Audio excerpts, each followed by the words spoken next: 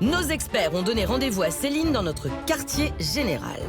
Bonjour, bienvenue, vous allez bien? Et ils vont lui faire part de toutes leurs découvertes. Vous allez voir, Céline, grâce à toute notre équipe scientifique, guimauve s'est révélé comme un sujet passionnant. Il est vraiment différent. Pour que vous ayez une référence, on va commencer par regarder le domaine vital moyen, le territoire moyen parcouru par la moyenne des chats du village. Regardez bien. Donc, ça n'a pas l'air très grand quand on le voit comme ça, mais ça fait quand même près de 22 000 m², soit à peu près la superficie de 3 terrains de football. Et vous allez découvrir maintenant le territoire parcouru par guimauve pendant toute la durée de notre étude. Regardez bien. Oh purée. Il va aussi loin, c'est pas possible. C'est impressionnant. Sachez que l'ensemble du territoire qu'il parcourt fait à peu près 117 000 m². Si l'on compare la superficie de la France avec celle de l'Inde, c'est une différence énorme. Regardez avec moi, on va avoir un tracé type d'une journée, d'un cycle jour-nuit de guimauve. Regardez bien. Là, il part de chez vous. Une journée, ça? Oui, C'est pas sur plusieurs jours. 24 heures. Non, c'est un accéléré, un condensé de ce qui se passe sur un cycle de 24 heures. Il est actif. Oh, c'est dingue. Là où il va, c'est impressionnant. Ah, il rentre quand même une fois de temps en temps à sa maison, quand même. Oui. Il va, il vient. Non, mais ce qui tue, c'est que sa maison, elle est là. Et lui, il est là-bas. Oui. Ben, il y va de temps en temps, mais Voilà. très vite, il ressort. Oui, c'est ça. Il fait des explorations qui sont vraiment extrêmement méthodiques. On a calculé qu'il parcourait à peu près 18 km par jour. La moyenne des chats du village se situe entre 6 et 12 km. Il explose tous les compteurs. Il passe près de 72% de son temps sur un cycle de 24 heures en extérieur. Il a des occupations systématiques, méthodiques sur de grandes parties de ce territoire. Guimauve est un chat qui passe les 2 tiers de son temps à l'extérieur. Il a un énorme territoire et vous vous demandez ce qu'il peut bien faire pendant toutes ces sorties. Alors, on a certains éléments de réponse. En images, je vous montre ça. Écoutez aussi.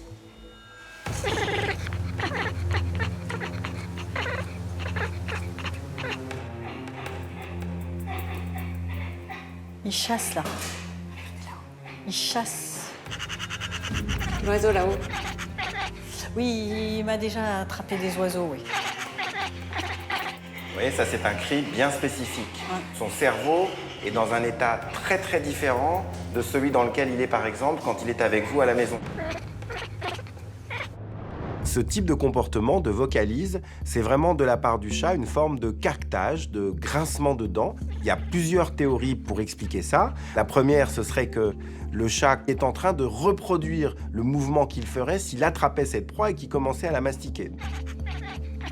Et puis, il y a une autre théorie qui est peut-être plus fascinante. Des scientifiques qui travaillaient en Amazonie, en Amérique du Sud, ont observé sur des jaguars et sur des pumas des bêtes qui imitaient, semble-t-il, leur proie, en l'occurrence là-bas des petits singes. Et quand nous, on a regardé Guimauve, on a vraiment eu l'impression que Guimauve, il était en train de converser avec la pie. Donc ces deux théories conviendraient parfaitement pour expliquer le comportement de Guimauve. Regardez, je vais vous montrer une autre vidéo. Alors, on est à hauteur de chat, hein, bien sûr. Je dirais qu'il cherche quelque chose. Et regardez en haut à gauche. Regardez là-haut. C'est un serpent qui l'a chopé. Je me doutais qu'il chassait, mais j'aurais pas pensé au serpent. En fait, c'est ça. Prends des risques hein, quand même.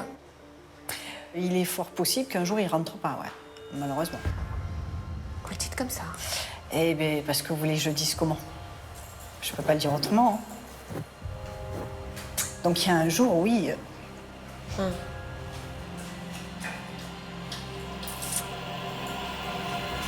Stop.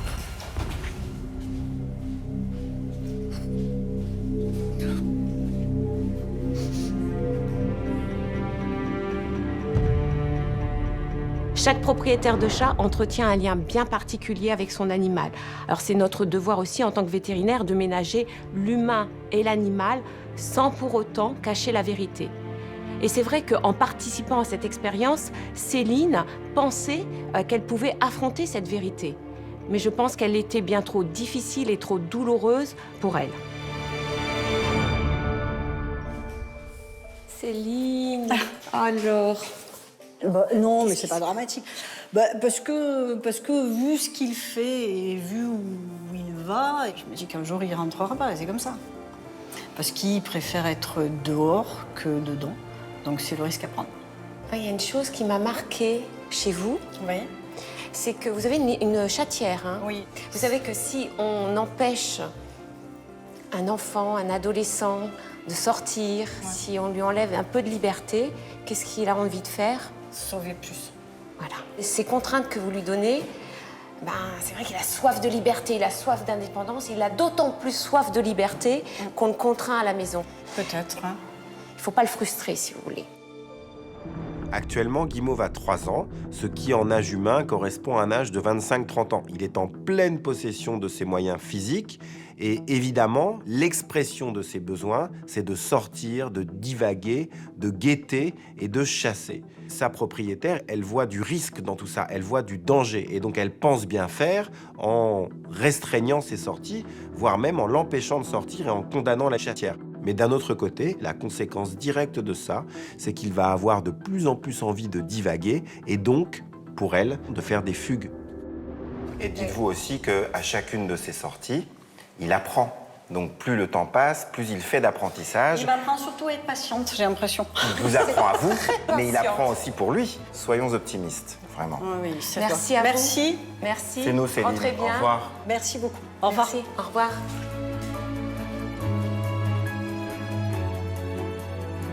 Je me suis rendu compte qu'il se mettait vraiment en danger. Donc du coup, par moments, je craque parce que par moments, il y a la réalité qui me rattrape. Vu ce qu'il fait, vu qu'il s'est déjà fait tirer dessus, un jour, il rentre. Je sais qu'un jour, il rentrera pas. Dans quelques instants, vous verrez que Laetitia Barlerin a trouvé la solution pour aider Guimauve et surtout Céline. On va pas se mentir, nos chats ont la belle vie. Dormir, manger, des caresses pour digérer, redormir. On adorerait être à leur place. Et parmi les propriétaires de nos 100 chats étudiés, certains ont essayé de les imiter. Allez, c'est parti pour le palmarès des imitations de chats. Numéro 5. Miaou. Et moi, je leur fais très mal. Ouais, un peu mal, ouais. Mais bon. Miaou. Numéro 4. Il sait pas miauler, donc il fait... Et il n'y a rien qui sort. Donc ça sert à rien. Enfin là, on dirait plutôt un poisson, hein. Un poisson-chat, quoi. Numéro 3. Nathan et Chloé et le chat un peu trop excité. Ça mange pas un peu trop de sucre, les enfants, là, hein? Oui, la saucisse.